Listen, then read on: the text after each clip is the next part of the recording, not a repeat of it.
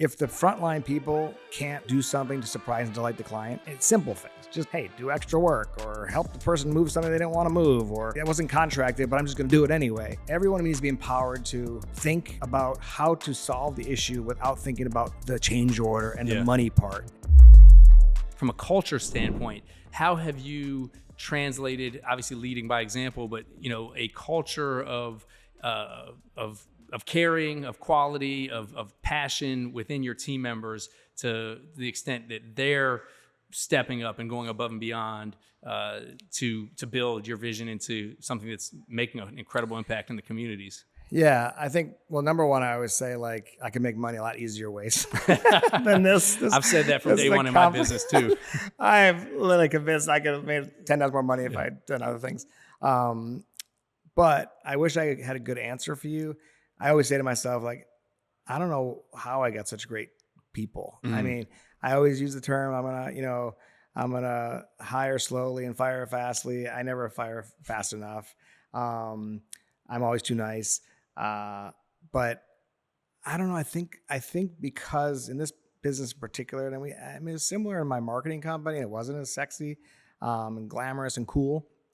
But I think if people buy into a vision, if they see somebody who's really passionate and really believes in what they're trying to accomplish, and I always say, play the tape to the end. Yeah. Like, I'm always about, here's where we're going. Here's where we're heading. And I would tell people, we're going to be the number one motorsports facility in the world. And people are like, yeah, okay, sure. Blah, blah. It sounds cool. And I want to be part of it. But every month I'm like, here's how we're doing it. Here's where we're heading. Here's our goal. Here's where we missed the mark. Here's where we're failing. Here's where we're growing. So I think people, and then you make moves along the way where you're like, you get rid of somebody and it was a tough call and it's a, good buddy. Right.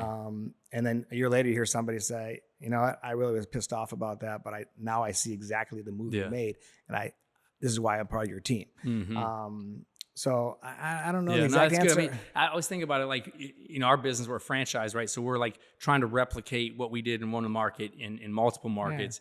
Yeah. And yes, the systems will get you so far, like scripts, tactics, standard operating procedures, but you can't, account for every what if scenario, right? Like, I'm sure you have safety manuals and, how do you deal with an upset circumstance or a difficult situation? But like, to your point, it's hiring people that care, that understand your vision and are willing to make a decision on behalf of the business and be held accountable for it, but make a decision on behalf of the business as if it's their business, as if that business belongs to them as well. Exactly. One of my favorite books is called Unreasonable Hospitality. I don't know if you read it. It's about the restaurant. I was going to ask you about a book 11 Madison Park. I make my whole team read that book. It's all about, the key nugget in that book is about what they call surprise and delight. If everybody at the front line of your business is not, and I've seen this on your when you were on whatever it's the show, Undercover Boss. Yeah.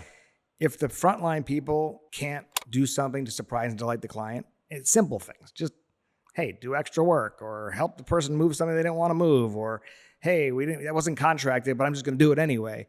Like, everyone needs to be empowered to think about how to solve the issue without thinking about the change order and the money part. It's like, how do you, perfect example, and we actually have a monthly $1,000 prize called the Unreasonable Hospitality Award, that if someone surprised and delighted a client, I give them a $1,000 bonus for doing so. So, perfect example is Rolls-Royce was here for this big car launch, international crowd. They were showing off. They had 65 beautiful $500,000 cars here. And these people have seen everything, right? But for 3 days, the Rolls-Royce client from England, the whole executive team kept saying, "You're in Florida. It would be cool if we could see an alligator. Can we see an alligator?" And our team was like, "Yeah, we have alligators all over the site, but we don't see them. We can't really grab them, obviously." And one of our event coordinators came to me and actually texted me, and the last night before the event, she goes, "I found a company that rents alligators." I got goosebumps. I found a company that rents alligators. It's only $700. And she thought I would say no because of the money. And she's like, "I can get a guy to bring an alligator, and these people can literally take photos of an alligator." And I'm like, "Do it now." She got the alligator the next day. The guy came out.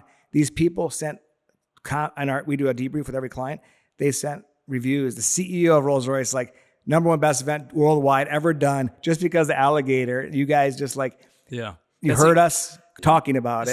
So listen, fulfill, delight is actually one of our core values. Yeah. And that's exactly what your team member did. I'm going to use that story with my team. Yeah. She listened to the client. And to your point, this is Rolls-Royce. They weren't asking for some, fancy, caviar. They were saying like, hey, we're in Florida. We want to see an alligator. And she had heard it repeated. So there's obviously something that they would have enjoyed to see.